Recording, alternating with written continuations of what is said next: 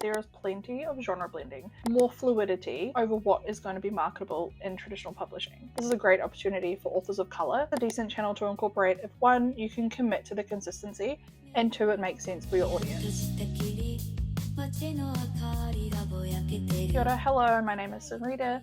I'm a writer from New Zealand, currently living in Canada. My day-to-day is as a marketing manager, and today I wanted to start a series for authors, aspiring or otherwise, to review current market trends based on this season's traditional publishing releases, what marketing channels the authors of these releases are using, and lastly, do a bit of an analysis on some of these authors' marketing efforts and how you could use them too. So, disclaimer, all information is available online. For the book list specifically, I got this from Publishers Weekly Adult Previews. I'm only taking data from the sci-fi, fantasy and horror genres because that is the list I use. That was plenty of data, and also that's the list I'm most interested in, personally, for TradPub. Thirdly, this series was inspired by Lindsay Puckett's Publishing Trends series on middle grade and YA deals, and while I will provide like a short overview of authors, books, and like current genres, subgenres from this list, the series will actually funnel down from the books being published to the author's marketing efforts and kind of what you can learn from them. My background is in marketing specifically, and as an aspiring author, I don't have that expertise on the publishing industry yet.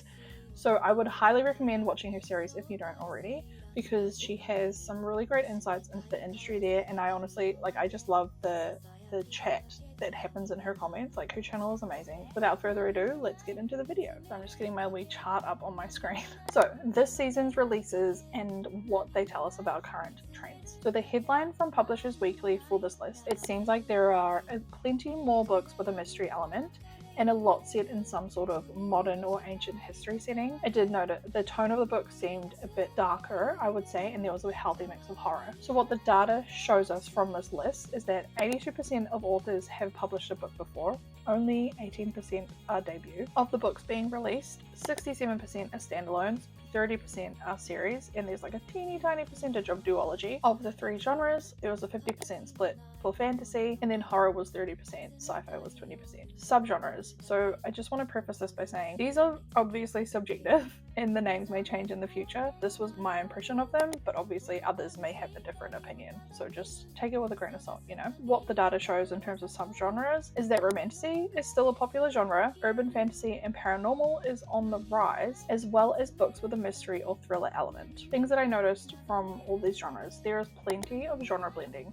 There was a sci-fi western, AI and tech exploration. There was also like resurgence of vampires, but less Twilight and more gritty horror, which I like. It's very interesting because it seems like there is more fluidity over what is going to be marketable in traditional publishing. We're no longer going to be constrained to like, this is a romance, this is a fantasy, this is a sci-fi. Gothic vibes seemed big, even though the data shows it is smaller on the wee chart. If it wasn't listed as gothic when I read the blurbs and that sort of thing, it gave the vibes of being gothic, if that makes sense. Randomly, there was more than one zombie/undead book in the mix, which I don't know enough about the horror genre to know if this is common or not, but I just thought that was interesting. There was a lot of cyber technology and AI blended with not just sci-fi. So this, I think, is very interesting, and it obviously indicates the direction we're heading towards in terms of technology and how it's becoming more mainstream in society, and it's developing, and it's no longer just a futuristic thing like with AI, right? Like, that's no longer futuristic limited to sci-fi. It can be blended into like all sorts of other genres, which I think is just so cool. Like, it opens up so many doors. Do you know what I mean? There was a definite reduction in retellings. I don't know whether this is because books aren't being marketed as a retelling as much anymore, but I did think that there seems to be like a difference in the last 4+ years where retellings for like Greek or Roman or European like mythology or stories were so popular. And I also know with this trend in the last few years, like a lot of Asian inspired fantasy books have, you know, trended upwards, and also more recently Indigenous inspired. So personally, I think this means that there's a call for more like unwritten cultures because they're new and haven't saturated the market. This is a great opportunity for authors of color to take advantage of because it's their expertise, especially if it's their own voices. However, in opposition to this, it does make me wonder if cultures may be appropriated in the future just to like meet market wants. Those are my thoughts on the spring upcoming releases. Let's get into the marketing data. Marketing channels. Of the total authors I looked at,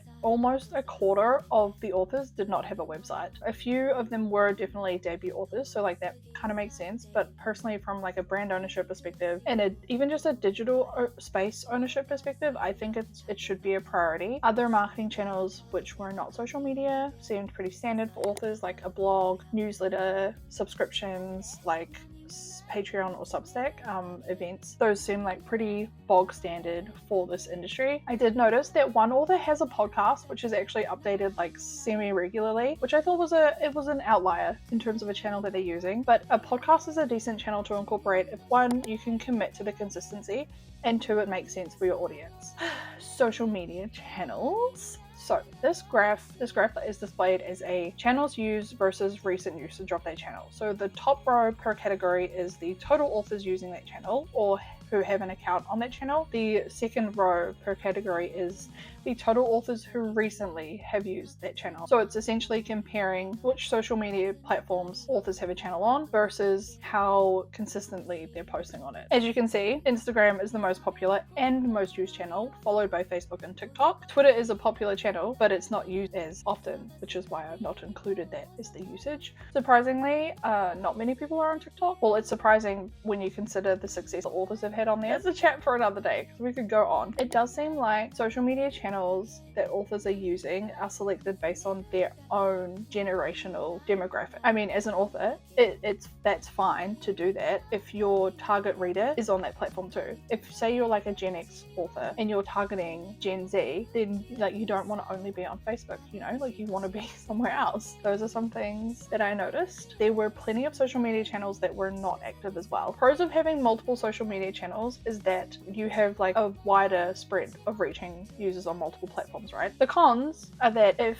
you are not consistent, then it's a missed opportunity in terms of, say, a reader looks you up on a social media platform that you have an account on, but you do not post regularly or you don't even have content on, or it's really, really dated. Say that happens, there's potentially a missed opportunity to convert your target audience, right? So like, say someone's actually looked you up on a social media platform, they already have awareness of you and they want to see what you're doing on there. If you don't convert them, then that's like a missed opportunity to put them further down the marketing funnel. I am going to do a separate video on like what a marketing funnel for authors may look like. Also in terms of touch points, it's like a missed positive touch point experience, which if you're not sure what I mean by touch point, I discussed it really quickly with a K-drama example on my February wrap up. So I'll link that if you are interested. But yeah, let's move on. Marketing channel takeaways. In terms of choosing channels, don't necessarily copy what everyone else is doing. It's also really important to pinpoint your purpose. What are you trying to achieve with your marketing? Is it community building? Is it brand awareness? Is it reach?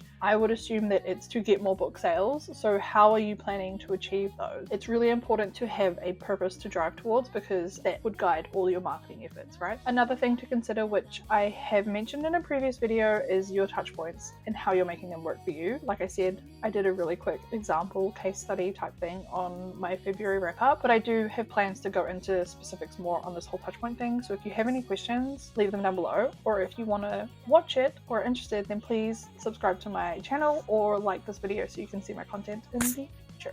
On to the fun part. What are authors doing well and how can you do it too? I decided to frame this in the sense of like questions. So who is doing brand well from this list? I think that Hannah Witten, author of the Wilderwood duology and the Nightshade Crown series, her books give off like a dark fantasy, romantasy, cottagecore vibe, right? Her website is very on brand with the overall perception of her books. Her social media channels, Instagram specifically, is also on brand with these vibes. So if you look at her account, it's organized nicely. There's a consistency to the look, feel, and type of her content. So what you can learn from Hannah is a good example of establishing a consistent brand across her channels, whether it's her website that she owns or a social media platform that is owned by someone else and she puts content onto. Like, these are all good touch points for her. You can go to her website or her Instagram account and potentially her newsletter or even her books, and you have an expectation of what she writes, the style, and the setting. Who is doing awareness well? I don't know if you pronounce her name Bridget or Brigitte, so keep that in mind, but Brigitte, I'm gonna do this the whole time. Brigitte Knightley is a debut author of The Irresistible Urge to Fall for Your Enemy, and she is actually a fan fiction writer from AO3. Her website is pretty simple. It shares a bio, book info, and contact info like socials and email. I have also learned since like doing my notes on this that she's pretty private, so I can see why it's a simple website. Like it hits all bases though. The other thing I noticed is that while she doesn't have an actual TikTok account right now, the awareness of her and her book is pretty large.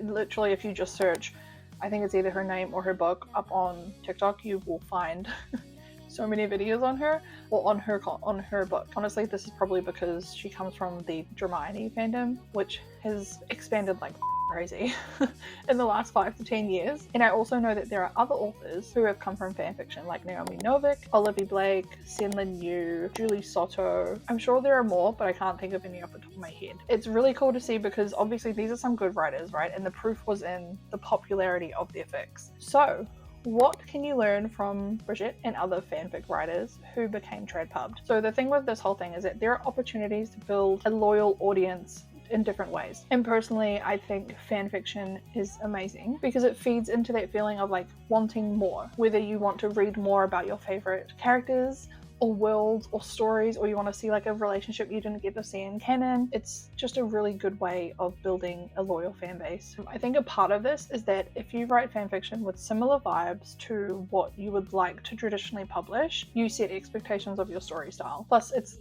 literally showcasing your talent to readers. It's a huge opportunity, I think, and it's a channel I think that is actually kind of relevant. Consider this. So you pair this with the huge popularity with BookTok, Bookstagram, BookTube. Like, people actually talk about fanfiction, like now. People actually talk about fanfiction these days when, to be honest, in the past, like, it was kind of like low-key taboo or like hush-hush, and you only had to like put feelers out of like, do they like this or not? Because you just didn't want to talk about it.